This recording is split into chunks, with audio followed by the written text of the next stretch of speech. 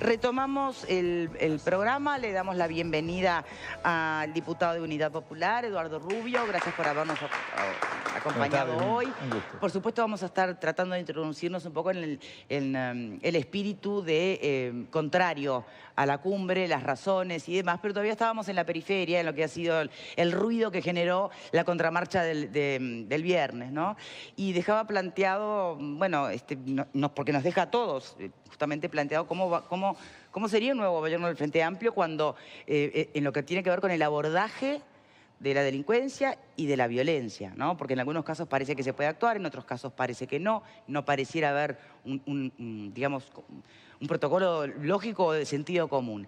Entonces, sé que Ligia había quedado pendiente de hacernos un comentario. Permítame agregar otro dato. Tal vez el tema de las capuchas, el encapuchado, ¿no se puede plantear que no puede haber encapuchados? No sé, si vas encapuchado ya estás dando una señal, ¿no? Por lo menos de que no querés que te reconozcan, se hace alguna macana. No sé, ¿será mucho, será muy fascista plantearlo? No lo sé. ¿Ligia? No, simplemente agregar lo siguiente. Digamos, estamos hablando de esta actividad que hubo, de esta marcha que hubo el viernes. Y yo quiero comentar lo siguiente también. En la actividad que nosotros hicimos el jueves, no había un medio de prensa nacional. Digo, es llamativo, ¿no? Que cuando se hace una concentración, que se difunde, que digamos que sabemos quiénes las organizan, quién está involucrado, qué partido también político que tiene representación parlamentaria está involucrado en una actividad como esta, no hubo ni un medio de prensa nacional que cubriera esta actividad. Simplemente yo vi un informe en Hispan TV y nada más. O sea que también es llamativo esto, ¿no? Pero esta marcha estuvo cubierta por la prensa. ¿Y por qué no sucedió lo mismo? ¿Por qué no fueron las cámaras a cubrir la actividad que se hizo el jueves en la Plaza Libertad? Es una pregunta que dejo. Capaz que alguien tiene la respuesta, no sé. A ver, panelistas. No sé. Atractiva es la marcha del jueves, lo primero que te digo. Poca convocatoria. Si no hubieran ido, es decir, no debe ser noticia para los medios, evidentemente. Y además se prevé que este tipo de marchas siempre tienen ese tipo de problema, ¿no? Si van los muchachos encapuchados siempre se arma lío y eso es noticia. Bien, ¿alguien más? Si no, me gustaría pasar directamente a agradecerle a nuestro simplemente invitado. me gustaría, es una afirmación muy breve. Tan raro es todo esto, tan rara es la inacción policial y la supuesta orden de no actuar, tan raro es que alguna explicación debe tener. Bueno, cada vez estamos haciendo elucubraciones menos comprensibles. Entre Ligia y Graciano, ¿qué estamos queriendo? ¿Gregreno? Gregoria. Pero digan lo que piensan. ¿Cómo venir encapuchado? No, porque yo parto de la base que todas las acciones humanas y sobre todo las acciones que emanan del poder son acciones racionales.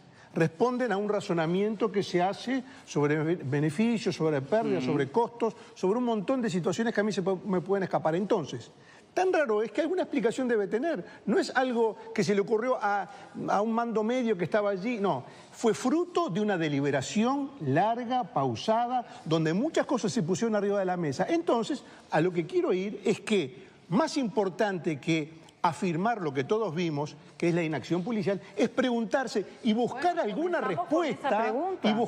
respuesta sobre la razón última de la orden de la inacción policial, sobre la acción última de la orden de entregar el centro de Montevideo a una banda de fascinerosos. Comenzamos con esa pregunta. ¿Saben lo que pasa también? Es importante tenerlo claro. Acá, el policía que estaba en la marcha tuvo que llamar al comisario de la seccional para notificarle de los incidentes. El comisario de la seccional tuvo que llamar al jefe de la zona... Las cámaras. Al jefe de la zona para notificarle de los incidentes. El jefe de zona tiene que llamar al jefe de policía para notificarle de los incidentes. Y el jefe de policía de Montevideo tiene que llamar al ministro del Interior para notificarle de los incidentes. Allí se tiene que bajar una orden, donde uno no te atiende al teléfono. Pero perdóname, en Artigas se fue bastante más expeditivo. Estaba el ministro presente. Pero además están las cámaras. Bueno, ¿Para qué están las cámaras? ¿Y alguien está esperando de verdad alguna respuesta del Ministerio del Interior? Digo, porque últimamente ha dado respuestas que son peores que las Bueno, alguna respuesta preguntas, tiene que ver, que nos satisfaga o no, eso es otra cosa. Tú hablabas de la posibilidad de un cuarto gobierno del Frente Amplio y de la seguridad. Yo creo que por primera vez hay gente que se está desmarcando en serio del ministro del Interior. Hoy la escuchaba, por ejemplo, a Mónica Xavier hablando de que tendría que haberse hecho a un lado hace un tiempo. Me parece que empiezan a aparecer señales. Bueno, sin embargo, en la reunión de las bases del domingo en el Frente Amplio, con respecto a la seguridad, lo único que se planteó fue lo que planteaba Fabiana Goyeneche de eliminar los antecedentes de los adolescentes infractores. Todos sabemos que hay cosas diferentes, ¿no? Las bases no son necesariamente representativas de lo que toman después de las decisiones que toman las autoridades. Hay una distancia. Bien. Empiezan a sonar, Casa Grande también ha sido muy crítico, creo que vamos a ver algún movimiento en estos próximos días. Diputado, vamos a ir por supuesto a las razones de por qué estuvo en contra de la cumbre, en contra de los aviones y toda la seguridad extranjera que usó nuestro país como base. Pero sobre los disturbios de la marcha, ¿qué sabor le queda? ¿Qué sensación le queda? Sí, me parece que es un problema concreto que se presentó el viernes. A mí me parece que faltó previsión. Nosotros hemos hecho marchas, por ejemplo, al Ministerio de Economía. Cuando llegamos está todo vallado, está la policía protegiendo al ministerio. Si hay una marcha, nosotros no participamos de la marcha ni de la organización, no conocíamos el recorrido. Si había una marcha con un recorrido, era previsible qué puntos podían ser... Bueno, pero estaban allí, o sea, no es que no fueron, estaban todos mirando. Sí, no, pero cuando están, no pasás, ¿no? Y hablando de sacarse las capuchas, bueno, si sacan las capuchas a los muchachos que manifiestan, tenemos que sacarle a todos los policías que van a los operativos encapuchados también, para ser más democrática la cosa. Pero me parece que hubo una falta de previsión. En ese sentido, yo creo que hay una... O sea, ¿le parece bien que se pueda manifestar de encapuchado? Yo nunca lo hice, ni lo voy a hacer, ni lo hacemos. Una cuestión a discutir. Si yo estoy en una actitud o en una actividad... Pasó acá con una marcha de estudiantes que había un policía infiltrado sacando fotos, yo le recomendaría a los estudiantes que se taparan la cara, porque van todos al fichero de la policía, pues es una manifestación de estudiantes. Entonces hay una acción que genera reacciones, ¿verdad?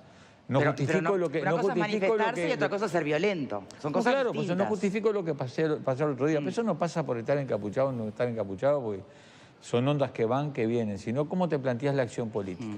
No estoy de acuerdo con lo que pasó el viernes, pero también creo que hay que ubicar las cosas en sus justos términos, ¿verdad? Tendemos a veces a magnificar estas cosas, ¿verdad? Yo creo que desde el punto de vista de la gravedad de los hechos es mucho más grave lo de Artigas, donde el aparato del Estado y su ministro coartan la libertad de expresión a 3 manifestantes, que no iban con ninguna capucha. Sí.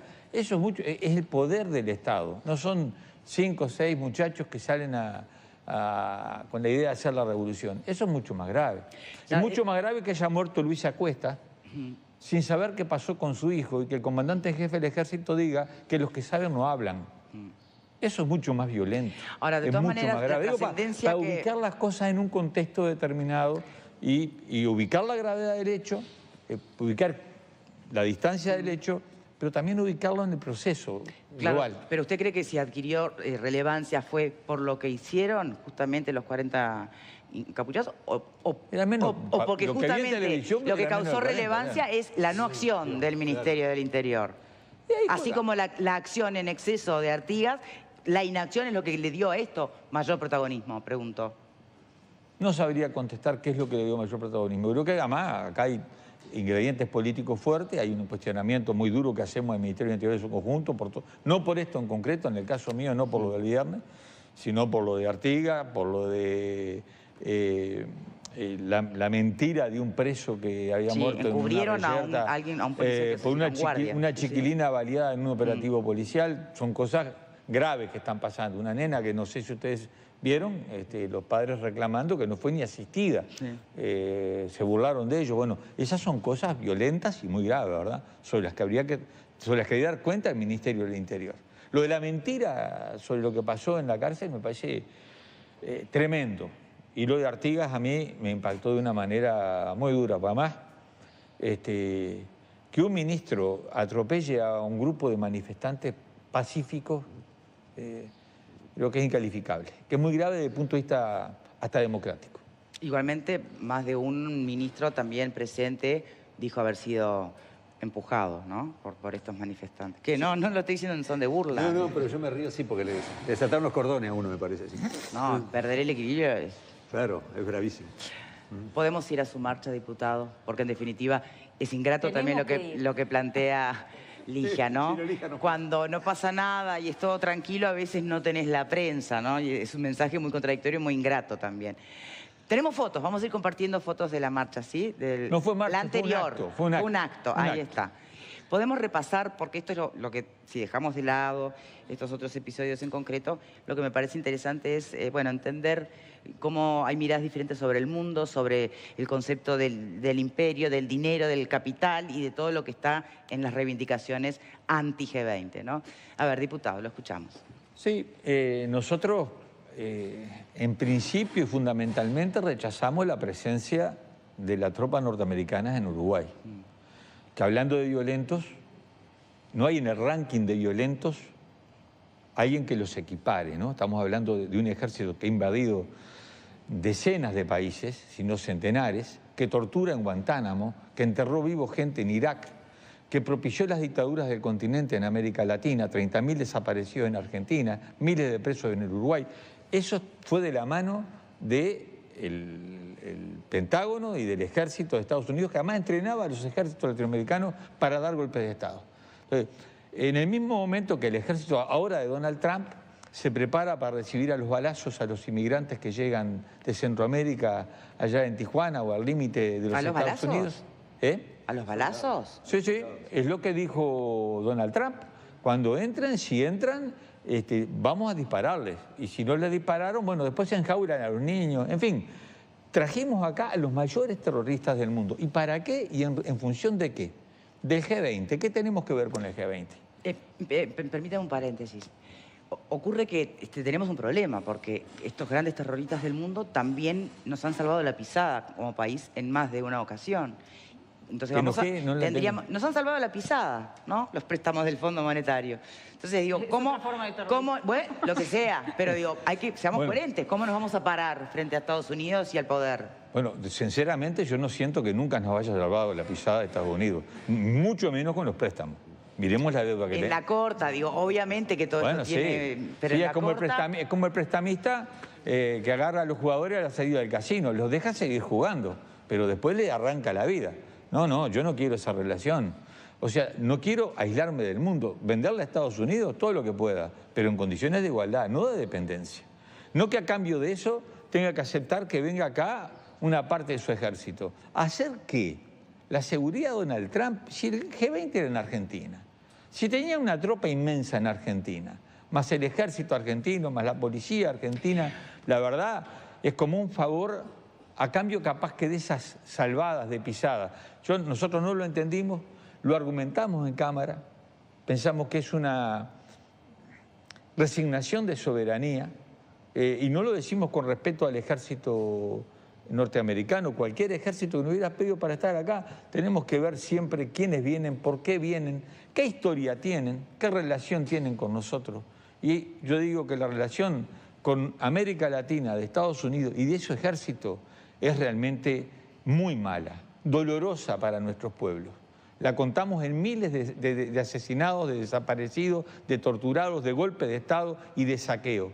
Por tanto, rechazamos convencidamente por artiguistas, por antiimperialistas y por demócratas la presencia de un ejército absolutamente terrorista. Esa fue nuestra fundamentación del voto en Cámara, que tiene que ver con nuestro rechazo al G20. Terminó el G20. El documento, una risa. O sea, una larga lista de no defino nada. Calentamiento global, cambio climático, nada. Donald Trump se va del Acuerdo de París, Bolsonaro va a ir atrás de él. Bueno, se van a preocupar de la equidad de género. Grandioso. Me emocioné con eso, la verdad que cuando lo leí me emocionó. Sobre todo por el príncipe saudí, el que mata periodistas en Estambul. Ese va a pelear por la equidad de género de una manera, una risa, una falta de respeto. Ahí van a hacer los negocios del mundo, se van a repartir el mundo. Entonces se junta, lo importante del G20 no fue la gala de Colón, que fue preciosa, no, lo importante fue la reunión del chino con Trump. Esa fue lo importante. Lo demás... Bueno, ojo que hay reuniones de los chinos con Uruguay que nos están beneficiando bastante por estas horas, ¿eh? Sí, pero no es la reunión de los chinos con Trump, ni fueron el eje del G20. No, está claro, pero digamos... Estamos hablando del G20. Claro, pero estamos China, hablando siempre de superpotencias. O China no es una superpotencia. Sí, señora, bueno, parece, es amiga nuestra ahora. Bueno, yo, de algunos amigos, con la mayor apertura en el sentido de que nosotros tenemos que comerciar, también me cuido de cómo acordamos con estos, entre comillas, amigos. Sí. Porque yo vi que hubo un acuerdo en tema de pesca con Argentina, creo que fue con Rusia. ¿En qué condiciones? ¿Con qué nivel de protección de una riqueza hitícola que con Argentina de alguna manera compartimos? ¿A cambio de qué? Van a tener inversiones saudíes en vaca muerta para el fracking, también norteamericanas, préstamos para el fracking. ¿Le conviene eso a Argentina? Desde el punto de vista de una mirada a largo plazo, pensando en las generaciones que vienen, ¿les conviene envenenarse de esa manera? Eso es ventajoso para Argentina. Eso es para mañana. Le saca el apuro a Macri de que le llega plata. ¿Y después? Bien. Son todos planteos interesantes porque suponen además análisis muy a fondo, ¿no? Y sacarse caretas y máscaras y ser muy honestos. Ahora, si me permite, con respecto a la instalación de las fuerzas militares americanas en nuestro país. ¿Vos estuviste cubriendo ese tema, Miguel? Ayer estuve. Ayer estuve en el aeropuerto internacional de Carrasco. ¿Cómo se veía eso? ¿Cómo se siente eso? Bueno, yo el primer mensaje que me traje fue que la Fuerza Aérea Uruguaya aseguró que en ningún momento Estados Unidos violó la soberanía del país, porque entre otras cosas un militar uruguayo acompañó en todo momento a las tropas estadounidenses para corroborar de que eso no existiera. Bueno, faltaría más, ¿no? No, claro. En segundo plano analizo esto. Lo que a mí me dijeron de las fuerzas estadounidenses es que lo único que pidieron fue para que los aviones estacionaran en nuestro territorio. Y después lo otro que me llevé ayer del aeropuerto es que Estados Unidos compró al Aeropuerto Internacional de Carrasco $2 millones en combustible. $2 millones en combustible. Gastó otros $2 millones en comida y hotelería. ¿Sí? O sea que nos dejaron $4 millones. Esa es la plata. La cumbre de G20 nos dejó 4 a Uruguay le dejó. Sí, no, y no solamente eso. Hay un soldado uruguayo, un militar uruguayo, que sufrió un accidente de tránsito y perdió un miembro inferior, perdió una pierna en un siniestro de tránsito. Y la Fuerza Aérea de Estados Unidos le posibilitó una prótesis. Y gracias a esa prótesis, el militar uruguayo puede cumplir con sus funciones sin ningún tipo de inconveniente. Yo entiendo las razones del diputado y en alguna medida, puedo estar de acuerdo con lo que él dice. Porque yo creo que no se trata, vos tenés toda la razón, yo estoy equivocado, o vos estás equivocado y yo tengo toda la razón. Yo creo que hay que poner todo en la balanza y analizar en definitiva todas las cuestiones. Y cuando digo todas las cuestiones, lo mejor que le conviene al país. Y eso es real. $4 millones dejó Estados Unidos. Yo sé que hoy es lunes y estamos con el diario del lunes. Pero no pasó nada. Tal vez no se generó demasiado temor y hoy miramos para atrás y bueno, no fue tan grave o no pasa por allí. ¿Temor en relación a qué? En que vengan, poco menos que una base militar americana en nuestro país. No, yo lo primero, leí el titular hoy en un medio de prensa de que habían gastado $4 millones y eso era una buena noticia. Enterremos Artigas, ¿no? Aquello de no venderé al rico patrimonio de los orientales al bajo precio, ya olvidemos, no lo digamos nunca más. Porque si vamos a medir nuestra soberanía o nuestra decisión de política internacional con respecto a una cuenta de cuánto me dejó, no pasa por ahí.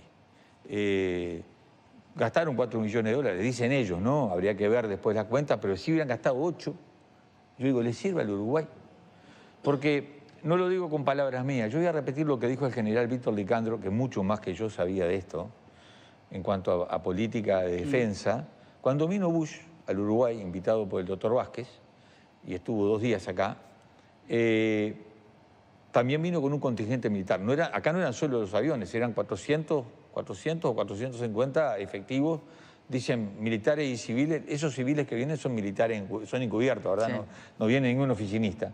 Y el general Licandro decía que en ese momento de la presencia, en la medida que Estados Unidos es el país que más enemigos tiene en el mundo, por su actitud belicista, en ese momento, durante ese rato, ese tiempo, fuimos objetivo militar de los enemigos de Estados Unidos.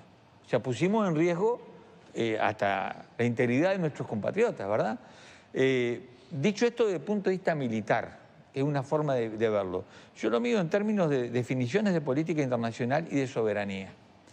Y yo no quiero acá al ejército norteamericano. Así me dejara Porque mire lo que me dijo un periodista de Tacuarembó hablando de este tema. Me dice, mire que acá hubo una época, él no se acordaba de la fecha, pensaba que era por la guerra de las Malvinas en aquella época, que los norteamericanos querían una parte de la costa de Rocha para instalar una base. Antes ya había sido en la época de Herrera, pero no, en esa época. Y me decía, ¿sabe una cosa? Que ofrecían pagar un canon muy importante. Y con eso podríamos pagar la deuda. Y yo digo, no. O sea, ganar plata a cambio de tener una base militar extranjera en nuestro territorio parece terrible como concepción de soberanía, de dignidad nacional. Bien, igualmente entonces, esto no era poner una base, ¿no? Esto era simplemente custodiar mientras era una base operativa del tiempo, porque tampoco es que poco tiempo, mucho tiempo. Las ocupaciones militares generalmente no son de por vida. Entonces no es que sean 3, 4 días o 5 meses, es el hecho que uno juzga. ¿Estabas en contra vos, Alfredo, de que se A mí me parece un poco exagerado el planteo de que dijeron que poco menos que nos entregamos al imperialismo porque vinieran 400 milicos norteamericanos 2 días. Porque con ese criterio, acá hay marines, yo lo dije la vez pasada, acá hay marines que están todo el año, Eduardo, vigilando la embajada norteamericana, tienen una casa donde viven y van y 24 horas, 365 días por año lo vigilan. Y, entonces, y eso no es injerencia, y son marines, esos son de los bravos, no son cualquiera. ¿Y esto que vinieron? No, pero te digo, si me parece que están exagerando un poquito esa cuestión de que la base que no va a instalar. Yo con los americanos contra cheque. Por todo lo que vos dijiste, que lo cual comparto, pero que estén acá 48 horas a mí no me quita el sueño. Y no es por los 4 millones de dólares, no me quita el sueño porque tuvieron y ya se fueron y no pasó nada, ¿viste? Me parece que armaron un poco un exceso de... Vamos a seguir con las opiniones. Hacemos una pausa y ya venimos, ¿sí?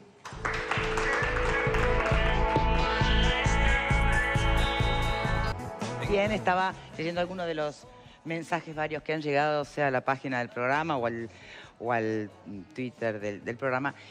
Y a mí de verdad que me sorprende, y se los pregunto a todos, también por supuesto a nuestro invitado.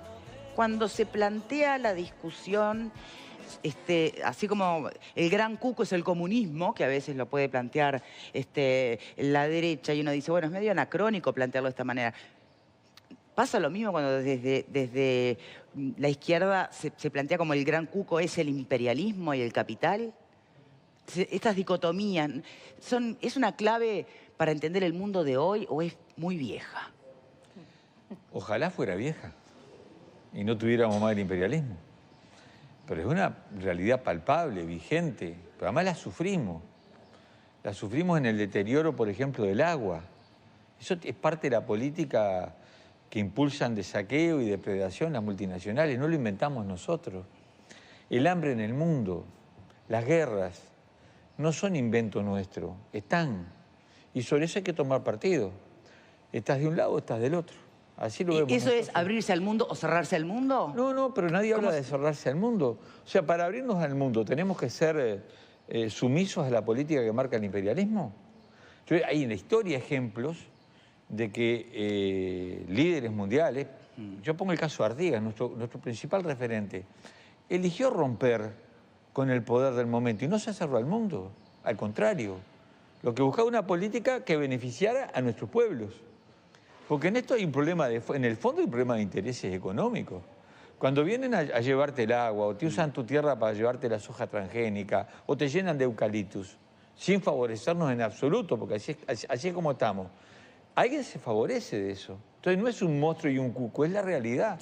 Por la que hoy citar Artigas todo el tiempo en referencia a la soberanía nacional, no sé si están... Citar Artigas todo el tiempo en referencia a la soberanía nacional. Artigas no quería ni que fuéramos independientes, quería que fuéramos una provincia más. O sea que desde ahí ya estamos usando para distintos fines lo que planteaba Artigas, ¿no? Pero bueno. No. La concepción artiguista plena de patria grande y de soberanía de los pueblos.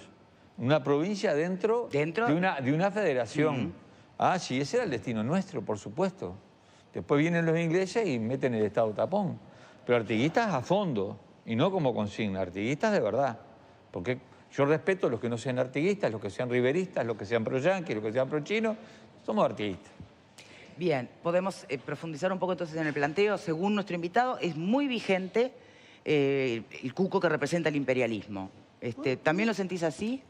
Pero hay que recordar que el primer tratado de libre comercio entre esta tierra y Estados Unidos lo firmó Artigas. Claro, me permite. O sea, Artigas era partidario del libre comercio. Artigas no tenía una visión encerrada de una economía encerrada entre cuatro paredes. Artigas era favorable al comercio porque entendía que el comercio era una forma de crecimiento de los pueblos. O sea que me parece que invocar el artiguismo como, digamos, vía para que el país se encierre en sí mismo, sinceramente, no me parece adecuado. No, una breve reflexión sobre una ingeniosa trampa que nos tiende el panelista. Pero es una trampa, es una realidad. ¿Cómo va a ser una trampa? No me digas una cuestión... Es una realidad lo que yo le estoy diciendo. Bueno, si me permite yo puedo responder. A ver, ¿dónde visualiza la trampa? Es verdad, Artigas estaba luchando contra el monopolio del Imperio Español que no dejaba comerciar con nadie, ¿verdad? En ese momento, la ruptura con el Imperio Español, el libre comercio al que aspiraba Artigas era en beneficio de nuestros pueblos. No comparemos el tratado, entre comillas, de libre comercio que firmó con el Reino de Gran Bretaña para poder romper el cerco que le imponía el Imperio Español a los tratados de libre comercio que nos imponen para acercarnos a los imperios de hoy. Hay que ver el proceso histórico. No es lo mismo defender la libertad de comercio cuando está sometido, que en ese momento era progresista, y nosotros no estamos planteando cerrarnos. Hoy aquí he dicho 30 veces, queremos comerciar con todo el mundo, pero ¿en beneficio de quién? Artigas decía, en beneficio de nuestros pueblos. Fíjese el Tratado de Libre Comercio que firmó, ¿qué barreras y a qué le ponía barreras? A toda la producción de las provincias. ¿Por qué inténtele meter un cuero a Artigas en ese Tratado de Libre Comercio? Protegía las industrias de allá de Mesopotamia y Argentina, protegía todo lo que producíamos nosotros. ¿Y qué aprovechaba? Recibir todo lo que nosotros no producíamos. Ese sí que es un tratado. Volvamos, por favor, al siglo XXI. ¿Vero? Distante esta discusión tampoco de lo que está pasando en estos últimos días, porque de algún modo lo que mantenía la atención en esta cumbre del G20 era cómo se iban a dividir el mundo China y Estados Unidos, ¿no? Te pongo más aranceles, te pongo menos aranceles, así que las cosas no han cambiado tanto. En lo que sí me parece que discrepo con el diputado es en esta cuestión de la soberanía, como una cuestión que, bueno, se interrumpe o concedemos más con la llegada de estas tropas de Estados Unidos, cuando en verdad me pregunto hasta dónde tenemos determinada soberanía. Estos acuerdos que se firman con el Fondo Monetario, lo hemos vivido en Uruguay más o menos en otras épocas, la propia bancarización obligatoria, que es una imposición del Banco Mundial, que está haciendo una especie de experimento con nuestro país. Me pregunto entonces hasta dónde tenemos la soberanía, y la soberanía es algo que se pierde más o se pierde menos por la llegada de las tropas, o es algo que en realidad ya se va diluyendo con muchas otras cuestiones del día a día. Respecto a los 4 millones y algunos beneficios que pueda quedar para nuestro país, yo creo que celebrar que las tropas han dejado 4 millones, que es como una especie de limosna, porque los presupuestos que deben manejar estos países es nada, celebrarlo me parece, un razonamiento bastante pobre para estos lugares. También le dejó migajas a Argentina, el G20, o sea, nosotros fuimos en este caso el patio de atrás de un patio de atrás, porque era, bueno, como esas familias endeudadas que hacen una fiesta creyendo que al otro día todo va a ser distinto, y al otro día lo que tienen son más deudas, la misma situación económica, hicieron algún que otro pequeño acuerdo y alguna conversación, y quedó la foto que quedará para la historia y alguna lágrima que vimos por allí en los medios. Así que me parece que dejó poco para Argentina y poquísimo para Uruguay esta cumbre del G20. Igual le agrego nada más, quiero contestarle porque el agregado de defensa me dijo a mí que esos 2 millones de dólares de combustible que gastaron aquí en Uruguay se los podrían haber traído de Estados Unidos con su avión. Nadie está festejando, pero sí lo que se está... Me parece que el éxito de una cumbre del G20 para nuestro país y nuestra región no se puede medir en 4 millones de dólares, mientras tus vecinos de al lado lo que estaban haciendo era repartirse el mundo en dos. O sea, no podemos salir de Yo lo que estoy valorando aquí es la actitud que ha tenido el gobierno de los Estados Unidos. Podría haber traído el combustible que de seguro... El colmo hubiese sido que además trajeran el combustible y no gastaran nada. De seguro más barato. Todas las condiciones para instalarse aquí en nuestro país. Una pregunta más para nuestro invitado, para tratar de entender cuando desde su vereda se plantea el peligro, ¿no? O la tensión o la suspicacia ante el poderío, ¿no? del imperialismo, sea por Estados Unidos, sea por China, sea por quien ostente el poder y la plata, ¿no? Yo imagino que usted se debe desmarcar de los violentos de la contramarcha del G20 del viernes, ¿no? ¿O son lo mismo? A ver, Hubo un acto el jueves que lo hicimos nosotros. Por eso. No son lo mismo. ¿Estábamos en el acto del viernes? No, no estábamos. No somos lo mismo, claro. Son distintos. Bien. ¿Y todos los ricos son todos iguales? Pero si lo mido en términos personales, no. Todas las personas son distintas. Pero acá estamos midiendo intereses más generales. Entonces, pretender minimizar los efectos de la política que tiene del imperialismo para nuestros pueblos, con todo respeto, me parece que es negar la realidad. Porque, obviamente, que la soberanía se va diluyendo. Bueno, la deuda, los tratados de protección de inversiones, son todos pasos que resignan soberanía. Estamos de acuerdo. Ahora, negar la realidad, ¿es eso o es entender que por nuestro tamaño no tenemos más remedio que... Lo que tenemos que preguntarnos, ¿esto es bueno o es malo para nosotros? Tenemos que preguntarnos, ¿esto es bueno o es malo para nosotros? Bueno, si lo quieren esos términos. Nosotros entendemos que es malo para nosotros. ¿Y qué opción tenemos? ¿Por qué hay que construir una...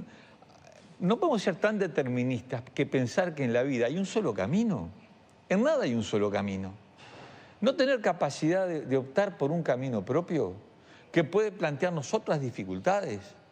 Yo siempre le digo cuando tenemos charlas con gente en los barrios, nuestra opción, no le estamos prometiendo que van a tener 5 plasmas, 15 celulares, capaz que no, que va a haber mucho menos. Lo que vamos a tener es salud, vamos a tener educación, vamos a tener un medio ambiente mucho más amigable, vamos a recuperar nuestra población rural, vamos a producir alimentos de calidad y capaz que la felicidad, que hoy nos la venden, ¿verdad?, envasada en las vidrieras de los shopping, la podemos encontrar en otro camino. Son opciones de vida y política. ¿La única sociedad posible es esta que nos impone Donald Trump? Ah, no. Si es esa, estamos en el horno. ¿Cuál le gusta en el mundo como para usar de referencia, por ejemplo? Yo creo que en el mundo se dan procesos, en la historia, ¿verdad? Cuando existía el esclavismo, hubieron varios modelos de salida del esclavismo, pasamos al feudalismo. Después, a partir de allí, hubo una salida hacia la sociedad capitalista, ¿verdad? Y tenemos la Revolución Francesa, la Revolución Norteamericana. Y cada paso fue un paso de conquista de libertades. Nosotros tenemos que avanzar en la conquista de la libertad que hoy nos la niega el gran capital. La conquista de la libertad de desarrollarnos plenamente, dignamente. Ha habido experiencias en la construcción del socialismo que han sido exitosas en un plano, que fracasaron en otras, pero nuestro camino va por ahí, por la construcción del socialismo. Hoy tenemos un ejemplo, un modelo, vamos a hacer así. No, eso cada pueblo tiene un modelo que tiene que ver con su historia también. No vale Cuba. No vale Cuba, como algunos estarán diciendo. Ah, sí, vayan a Cuba. No, yo de Cuba el mayor de los respetos. Una construcción histórica, con el enemigo al lado. Y cuando hablamos del factor imperialismo, miremos Cuba. ¿Y esa es la sociedad del bienestar? No le digo que vayamos a hacer lo mismo que en Cuba. Ahora, eligieron un camino y a pesar de no llegar a la sociedad del bienestar tal como la planteamos nosotros, hay en Cuba un nivel de salud, de educación, de seguridad que no tenemos nosotros. Fíjese, y que no hay en Estados Unidos, donde millones de personas comen en los comedores o no comen. Y todavía la discusión está en si el seguro de salud de Obama, que es bastante limitado y bastante caro, o el de Trump, que no existe. Ese es el bienestar de la sociedad norteamericana. Ese es el modelo que nosotros tenemos que seguir. ¿Es ese al que aspiramos? Yo digo no es el modelo que nosotros queremos. ¿Panelistas? Sí, yo creo que, cortita, Cuba se rifó solamente el tema de la libertad, que ese es un debe enorme, ¿no? Pero no es para discutir Cuba. El imperialismo existe. Y si no, el que no lo crea, le pregunte a Siria, o le pregunte a Irak, o le pregunte a tantos países. Es decir, pero hoy tiene una connotación que va mucho más allá de los países. Hoy las empresas, hoy no tienen nacionalidad. Hoy la ideología es hacer dinero, ¿tá? Evidentemente, y fomentar un sistema capitalista que se extiende a nivel global y está tanto en Estados Unidos como en China. Entonces, yo creo en un camino propio, sí, y me parece que comercio con quien me sirva. No me importa a esta altura del partido, porque si no, no podríamos negociar con Arabia Saudita, porque son la antítesis de la libertad. Ni con China, que también, porque ahí no hay sindicalismo, no hay nada, ¿tá? Y de libertad, muy poquito. Entonces, pero negar que el imperialismo existe, no lo puedes negar. Y los ricos no es un problema de buenos o malos, es un tema de su rol en una sociedad. Graciano. A mí esta conversación, este intercambio, me hace sentir como si tuviera 18 años de vuelta. O sea, es increíble. Qué bueno. Es increíble. Estoy en las puertas del BPS, estoy en el umbral del BPS, ya para pasar del otro lado de la puerta, y el diputado Rubio me retrotrae a cuando estaba en preparatorio en las mismas conversaciones. A mí me provoca, voy a decir con todo respeto, me provoca mucha ternura el diputado Rubio y el discurso del diputado Rubio, porque me traslada a una época ya pasada, yo lo digo con todo respeto, mire que con cariño se lo digo, me traslada a una época que yo viví... No, pero en serio, me traslada a una época de discusiones muy ardorosas, que todos discutíamos de Cuba, de la revolución, del imperio... Bueno, han pasado 55 años. ¿Por qué no dejan que la gente elija lo que quiere elegir? O sea, cuando la gente libremente tiene que tomar un destino en su vida, ninguno agarra para una dictadura comunista. No conozco ninguna persona que sienta o que crea que el destino suyo y de su familia está bajo una dictadura comunista. Eso no existe. Puede ser una discusión teórica que yo entiendo que tiene mucho de utopía y mucho de sentido de justicia social. Yo, mire que lo entiendo perfectamente, porque tuve la edad que los dos tuvimos, que tuvo Alfredo también, o sea que eso lo entiendo perfectamente. Ahora, yo qué sé, yo he tratado de vivir estos años en la realidad, y yo veo que la gente, cuando tiene que elegir, no va ni a Cuba, ni a Corea del Norte, ni a ninguno de esos países, ni a Arabia Saudita tampoco, va a otro lado donde con las venturas y desventuras del ejercicio de la propia libertad se puede abrir un camino a la gente. Y lamentablemente hoy los uruguayos siguen saliendo del Uruguay y ninguno se va a forjar su camino a Venezuela, a Cuba o esos países. Se va a España, se va a Estados Unidos, se va, yo qué sé, a Italia, a Francia,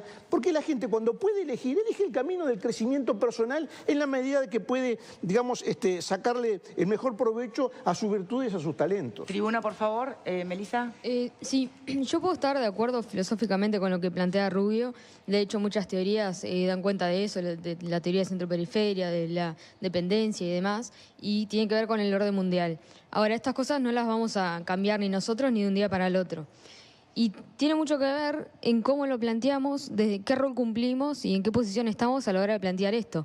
Porque es muy fácil, y con todo respeto lo digo, criticar estas cuestiones, los vínculos que podamos tener con el Banco Mundial o con otros organismos internacionales o con Estados Unidos desde ciertas posiciones. Y sin embargo, cuando estamos sumergidos en una crisis o algo, quiero ver qué le decimos a la gente cuando se está muriendo de hambre o tiene que exiliarse a otro país. Creo que son cosas que cuando nos damos de frente con la realidad, los tiempos apremian y buscar soluciones inmediatas que sí nos comprometen en el largo plazo.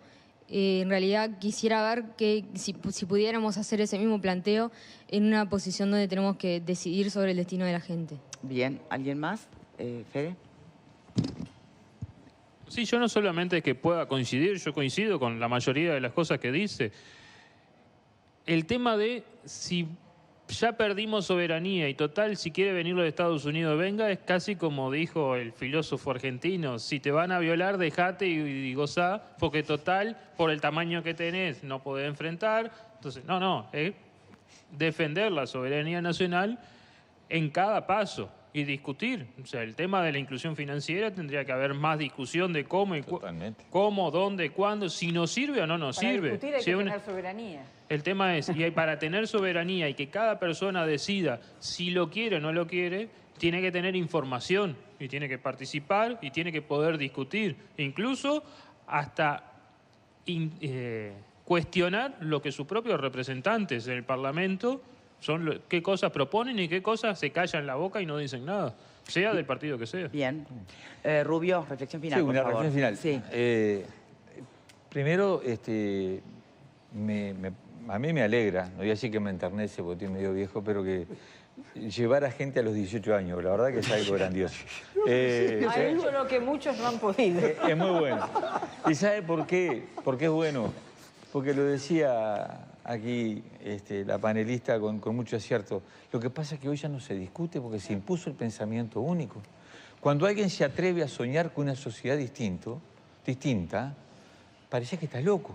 No, ¿cómo va a salir de la bancarización? ¿Cómo nos vamos a negar un acuerdo con el Fondo Monetario? ¡Caramba! ¿Cómo vamos a decir que los Estados Unidos son imperialistas? Y parece bueno que lo empecemos a discutir. Y creo que modestamente, el rol que hemos cumplido en el debate político es volver a colocar estos temas, porque no es que no estén vigentes, es que nos obligaron a dar vuelta una página y nos dieron un único texto.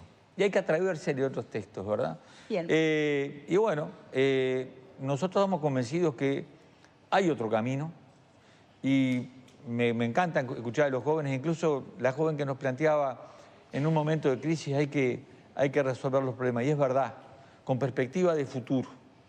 En el 2002 nosotros nos opusimos al acuerdo que salvó a los banqueros y le hizo perder más del 50% del salario de los trabajadores. Eso nos dio estabilidad ¿para quién? Para este sistema. Había otros caminos también. Diputado, muchas gracias por habernos acompañado en el programa de hoy. Vamos a hacer la última pausa. Cuando regresemos, nuestros panelistas y sus reflexiones finales. Ya venimos.